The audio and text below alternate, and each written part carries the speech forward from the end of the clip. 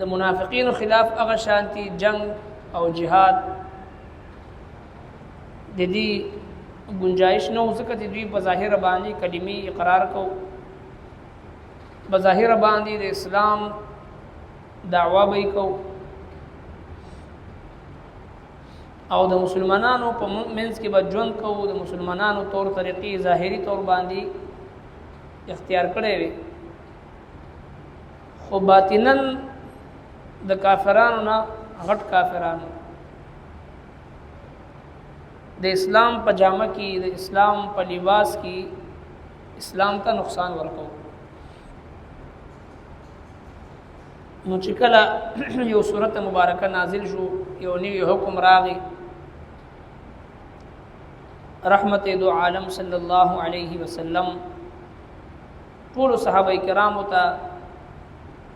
د راجم کېدو حکم فرمای نو د ټولو د پاره دا حکم چې ټول راجم شي چې د الله رب العالمین د طرف نه یو سورت نازل شوی دی یو حکم راغلی دی س آیتونه مبارکه راغلی دی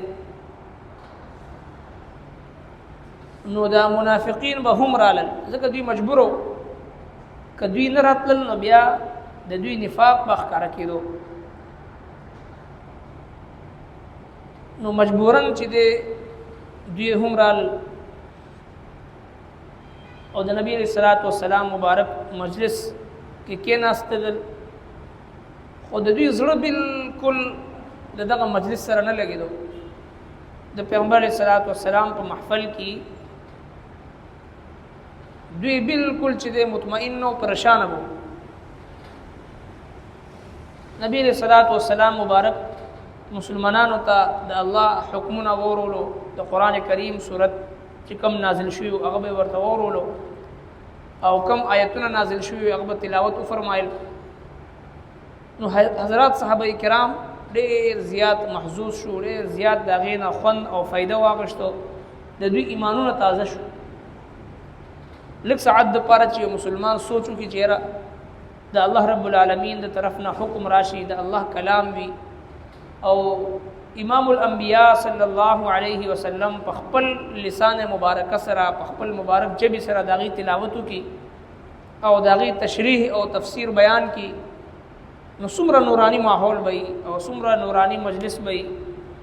د رحمت او د برکت نه ډک ناسته وي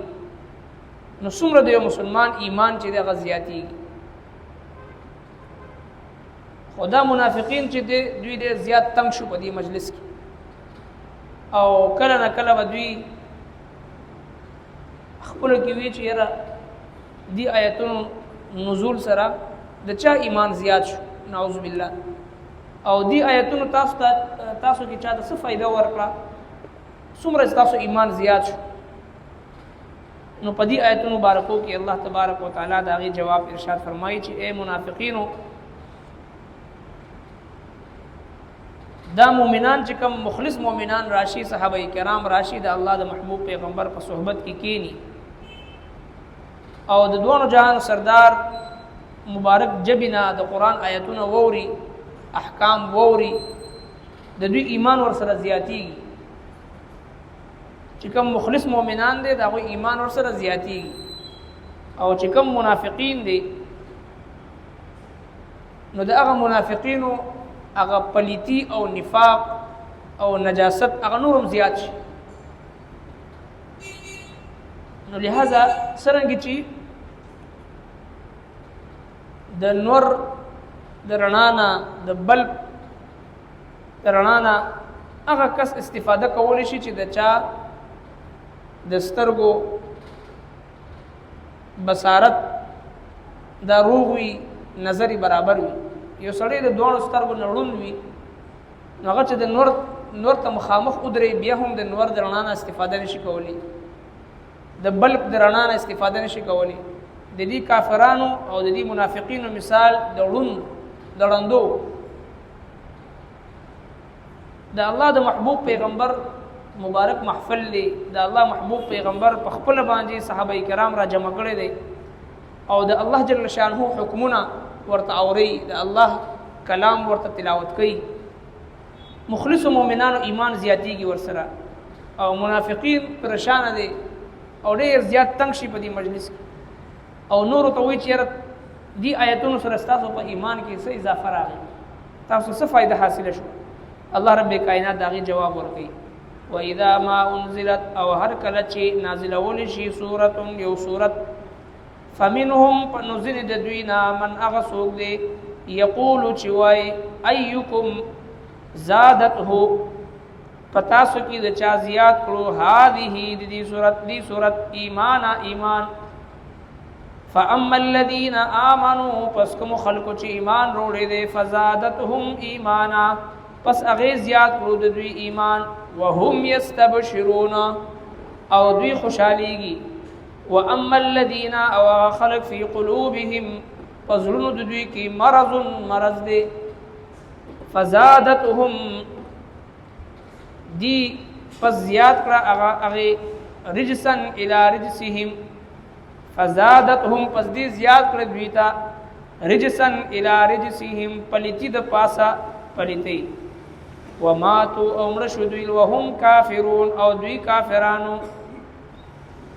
واذا ما انزل سوره چکله یو سوره نازل شو سوره نازل دو سره نوی آیتونه احکام راتلو سره دوه جهان سردار حضرات صحابه کرام به راجم ټول مسلمانانو ته د جمع کېدو حکم فرمایل چې کوم نوی احکام راغلي دي نوی صورت راغلي دي هغه ورته ورول شي ټول برا جمع شو منافقین ممرال الکیناستل د الله محبوب پیغمبر آیتونو مبارکو تلاوت بو فرمایل داغي تفسیر او تشریح پاغي باندې بدا مبارک جماعت به پيو دا منافقین په دې مجلس کې تنگ شو او خپل کې وی چې یاره دی آیتونو نازلې دو سره او دی سورتونو نازلې دو سره چا ایمان زیات شو الله رب کائنات جواب ارشاد فرمایي فاما الذين امنوا فزادتهم ایمانا چې کوم مخلص مؤمنان دي دا وی ایمان زیات شو وهم یستبشرون او دوی خوشاليږي مؤمن مخلص مؤمن چې چا زړه کې اخلاص وي د الله د دین لپاره درد وي د الله د دین طلب پکې وي د الله دین لپاره ادب پکې وي هغه چې کله هم د علم په یو مجلس کې کېني نو یو نه یو خبره زده کی او یو مسله او یو خبره د علم زده کی دا د زر رکعات نفل نه زیات ثواب د زر رکعات نفل نه زیات ثواب دی نو لہذا د علم دومره لوی فضیلت دی چې یو مسله د علم زده کی یو باب د علم زده کی د زر رکعات نفل نه زیات ثواب نو چې کله یو مؤمن بنده د ذکر په مجلس کې د علم د تعلیم او تعلم په مجلس کې کینی یو خبره زده کی دا دغه د پاره ډېر لوی د سعادت خبره ده احادیث مبارکو کې ډېر لوی بشارت راغلي دي او دغه شان چې بیا د قران کریم درس حلقه وي د قران کریم د لستلو مجلس وي الله رب کائنات فرمایي چې واذا تليت عليهم آیاته زادتهم ایمانا چې کله مؤمنانو مخ ته د الله آیاتونه ولستل شي نو د دوی ایمان زیاتیږي وعلى ربهم يتوکلون فخپل رب باندې د توکل چې کوم صفت دی او خصلت دی دا پکې زیات شي او د قران کریم په لستلو سره اوریدلو سره د قران کریم معنا از د کولو د سره د قران کریم د درس په مجلس سره د مؤمن ایمان ورځ د ورځ زیاتیږي ورځ د ورځ زیاتیږي نو لہذا دوه جهان سردار مبارک حدیث پاک مفهوم دی چې ارشاد فرمایل چې سرنګ چې اوس باندې ته زنګ لګي د قشانتي زړونو ته هم زنګ لګي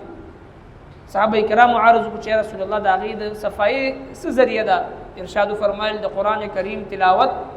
او د الله ذکر